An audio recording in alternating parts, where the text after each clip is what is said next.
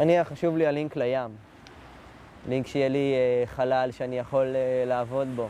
אני בחרתי שכן לבוא ליפו, אבל זה לא היה בחירה ממקום היסטורי או ממקום אידיאולוגי. יפו מקסימה, יש פה איזה מקום של קסם. אני גר ביפו מהמקום הזה של הקסם. מהמקום הזה שאנשים ביפו, אנשים שיוצרים ביפו, לא יוכלו להגדיר את זה בכלל ב100%. מהמקום הזה אני בא.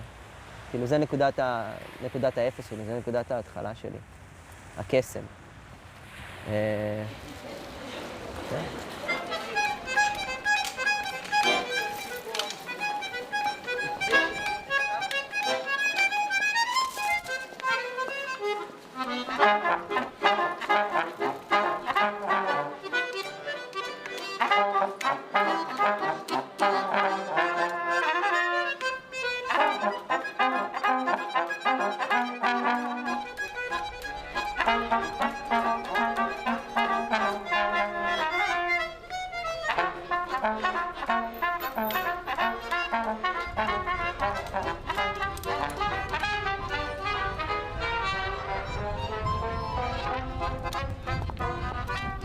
פעילות של האומנות בישראל, בעיקר בתל אביב. כך מאז הקמת תל אביב ב-1909. יפו קדמה לתל אביב. אבל יפו תפקדה מתחילת הדרך כניגוד משלים לתל אביב. בבחינת תל אביב היום, יפו היא הלילה. תל אביב היא במונחים פרוידיאניים, עקרון המציאות. יפו היא לא רק עקרון התענוג, אלא גם המאגיה, המיתוס, העומק ההיסטורי. תל אביב קמה על החולות, על הדיונות, אין לה שום עומק היסטורי. יפו התנ"כית, יפו שיפת בנה אותה, יפו של יונה הנביא, נתנה מרחב מחיה שענה למיתולוגיות של ירושלים, אוקיי? שזה תמיד צל גדול היה באומנות הארץ ישראלית. אוקיי. יפו לא במקרה סיפקה לאומנות הישראלית המוקדמת של שנות העשרה, העשרים, עד שנות ה-50, דימויים בנוסח סלע אנדרומדה המיתולוגי, כן? שבחוף הים של יפו, איזו זיקה למיתולוגיה היוונית, אנדרומדה הכפותה על ידי אביה לסלע, כן? עד שפרסאוס יציל אותה. יונה הנביא נפלט מפיו של דג גדול, למרות שבמקור הדג פולט אותו על יד ננבה, אבל ציירים ציירו אותו כאילו הוא נפלט ביפו.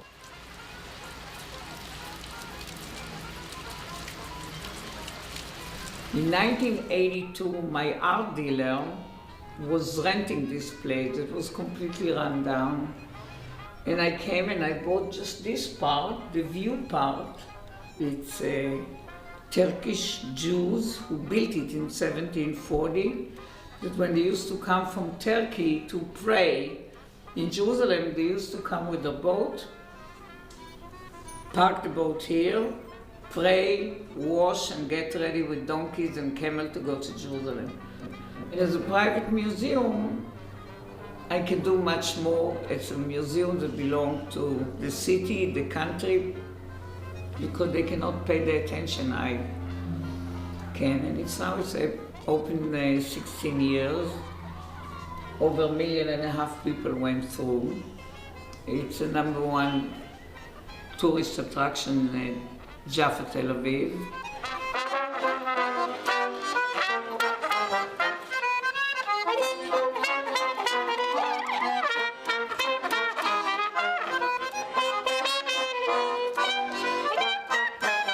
My work is it's sort of a journal, and I think that in that way it of course relates to Yafo as being someone who lives in Yafo and is part of Yafo. I've been living here for 17 years.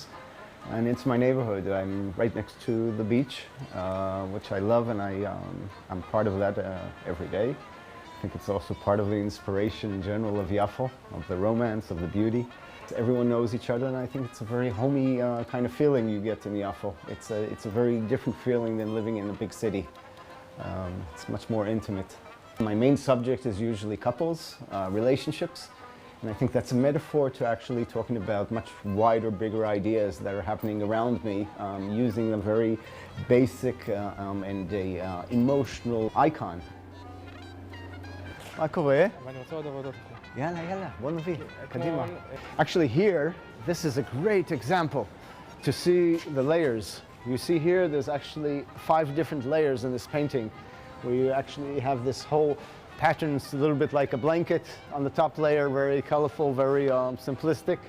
And underneath, there's a whole another story happening. Tel Aviv grew from Jaffa. And then it was united with Jaffa in 49. 90% of the tourists who come to Israel go through Tel Aviv. Yeah. 100% of them go to Jaffa.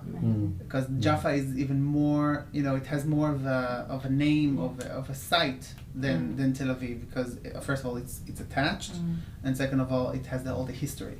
We're sitting in the Saraya house, which is the Ottoman ruler's house. That was built in 1897. 5 or 6 years ago, the place was the whole clock tower area and the Saraya.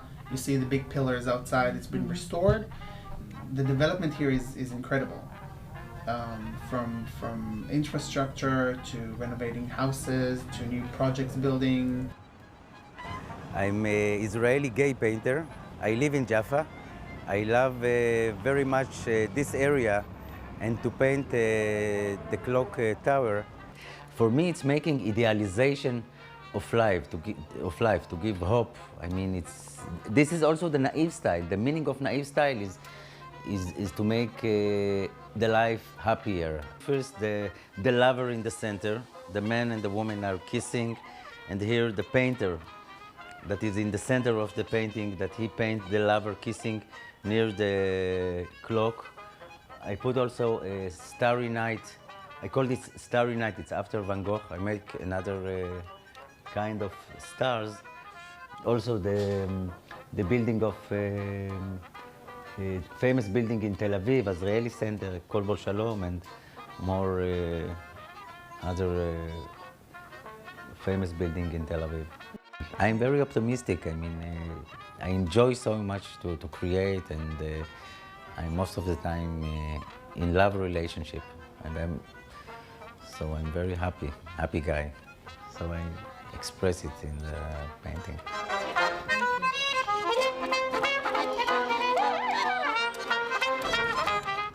I live and work in Tel Aviv, Jaffa. I do contemporary art. I work with all of kind of discipline. I'm making sculptures, photos, paintings, video, etc. My point of view is being a male, being a man. In our society, are you full of power, or you are very vulnerable? I live in a world that I don't know exactly what's the function of a man, what he has to do. Because you are a father, I was in the army, you're a family man, you struggle for life, you struggle to survive economically. It's the knife of the compassion. It's very symbolic that all of my work is between violence and compassion. I think that most of us, our life is between violence and compassion. שבהמוניהם, במסגרת מה שהיה קרוי בסוף המאה ה-19, הגרנד טור, בעקבות הכיבוש הנפוליוני, הגיעו ציירים לארץ ישראל.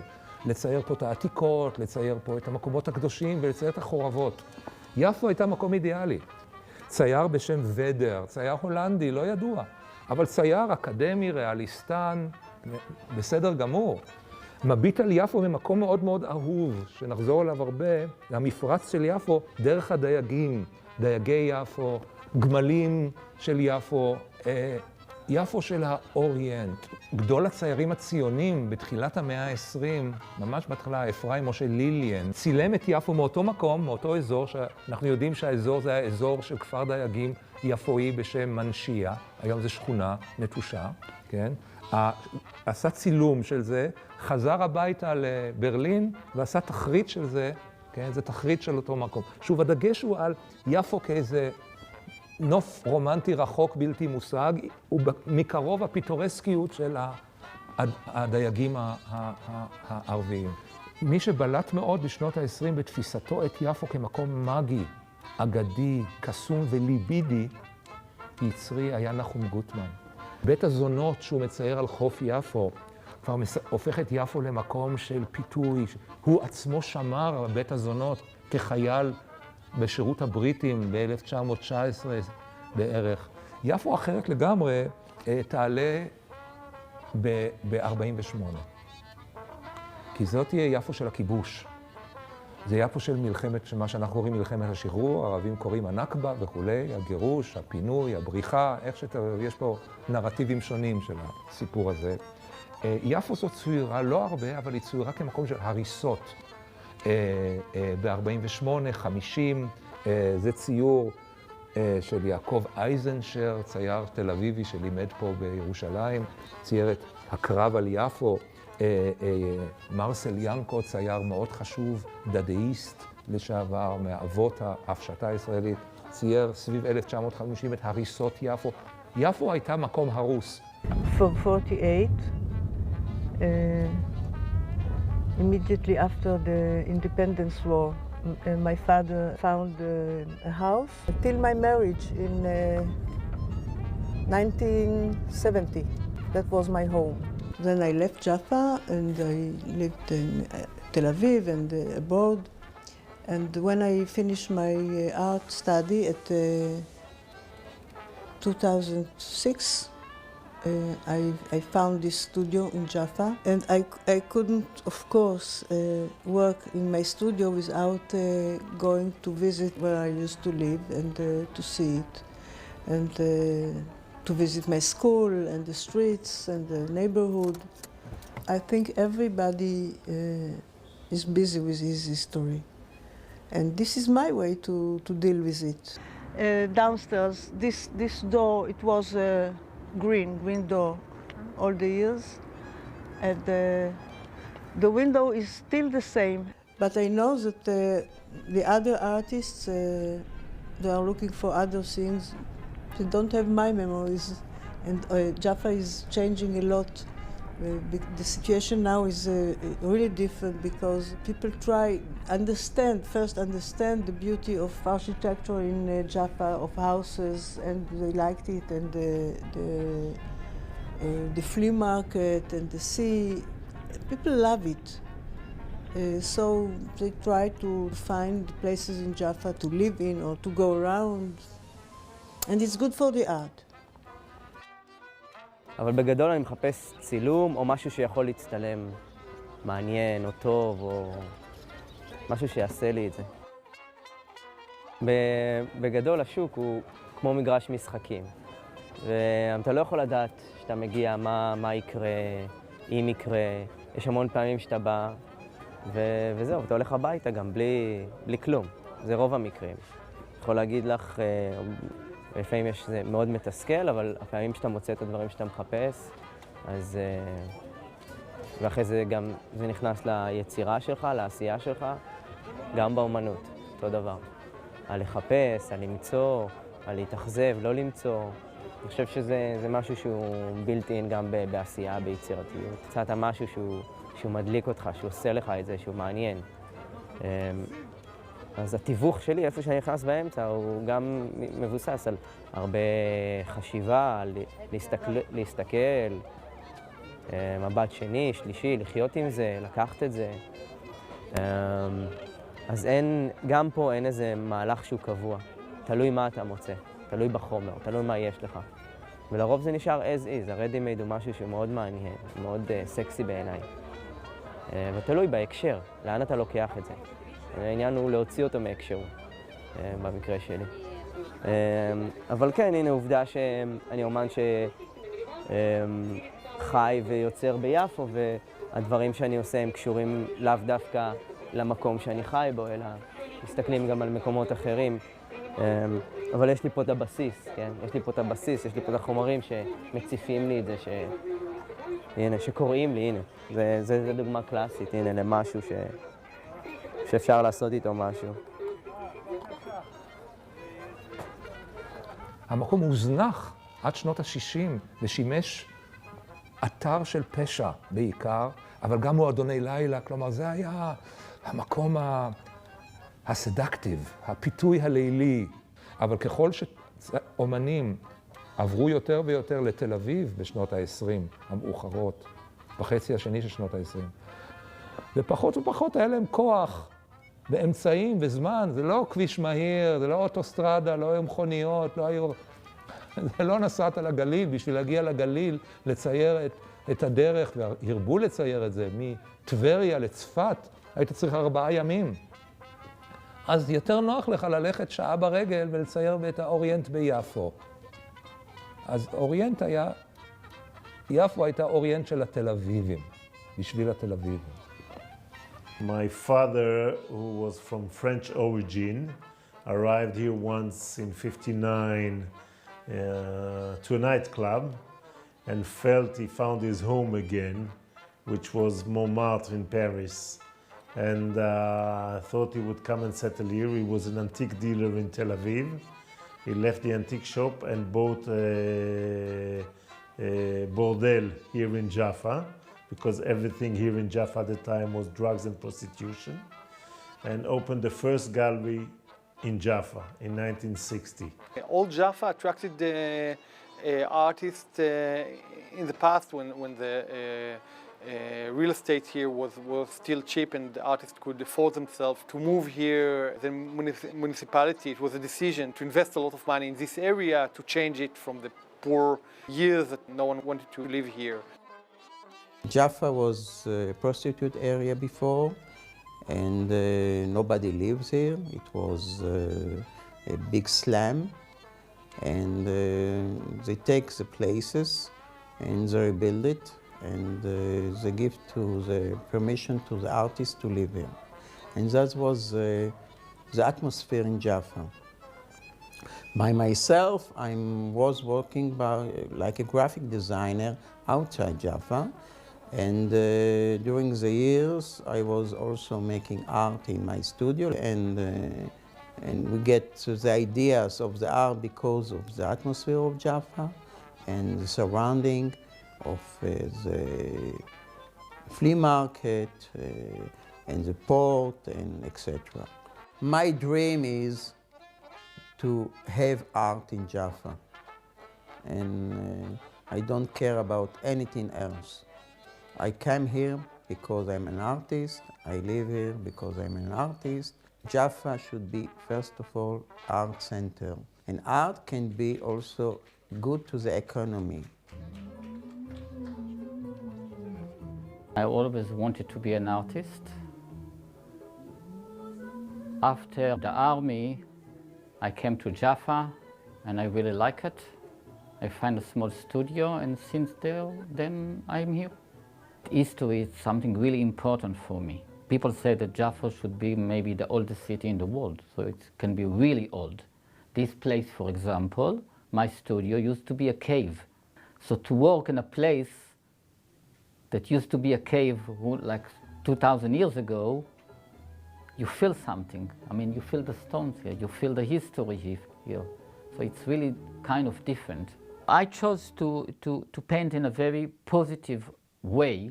I can say I put a lot of Jaffa in my art. You can see a lot of my paintings have, like, you know, the sea, the sailboat, this kind of old buildings from the Ottoman times. Like, you know, it looks very Mediterranean. The idea of the old city before, it was like an idea of like an art village.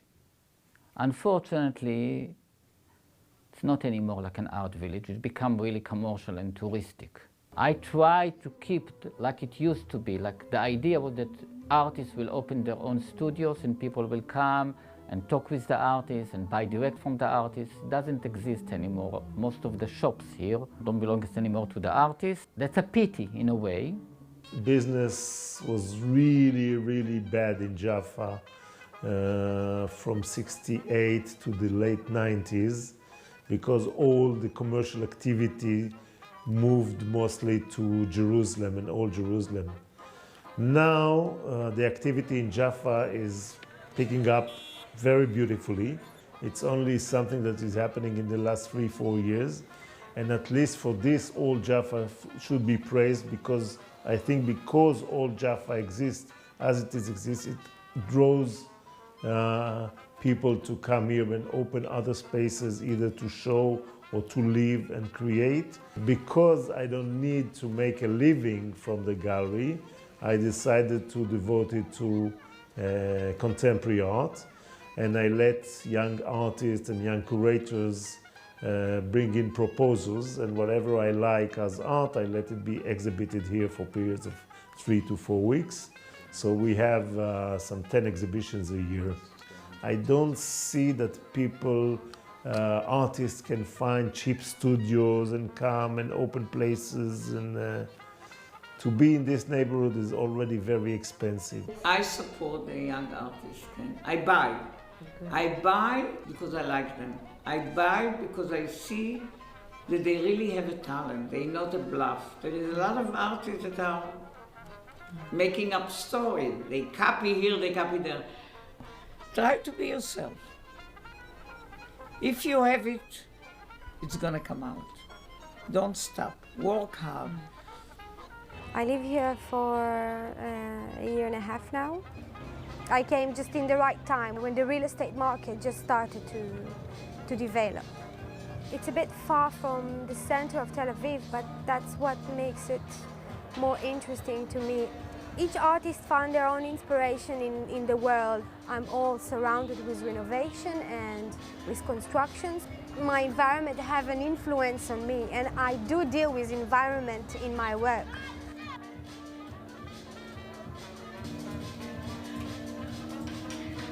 The question about the land, about the place, which was so acoustic when I was young artist in the 80s, when I started to show, it was very critical question. Every artist felt that he have to say something about the place. And now